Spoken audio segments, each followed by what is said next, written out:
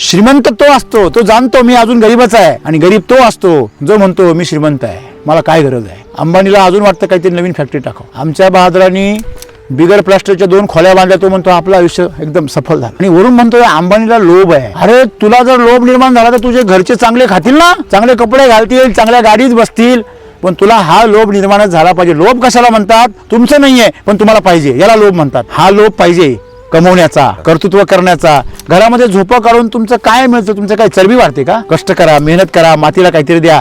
तुम्हाला सांगतो पश्चिम महाराष्ट्राचा शेतकरी कधी आत्महत्या करतो का? करत नाही. त्याची जमीन तर याच्यापेक्षा हलकी आहे. त्याचं कारण आहे त्याला लढायला शिकलेला आहे तो, आणि तुम्ही इकडे रडायला शिकलेले. रडून पण जगता येतं आणि लढून पण जगता येतं. पण रडून जगताना आपण पुढच्या पिढ्यांना चुकीचा आदर्श देतो, आणि लढून जगताना आपण पुढच्या पिढ्यांना वेगळा आदर्श देतो.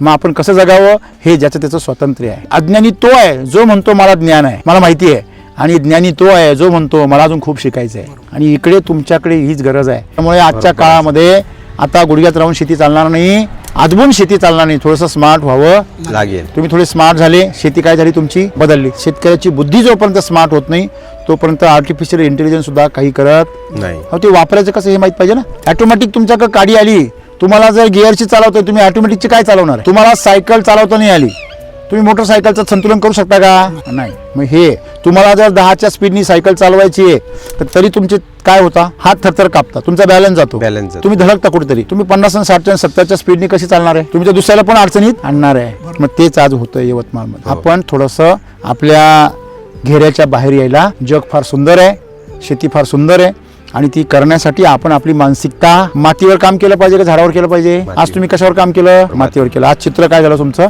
बदललं.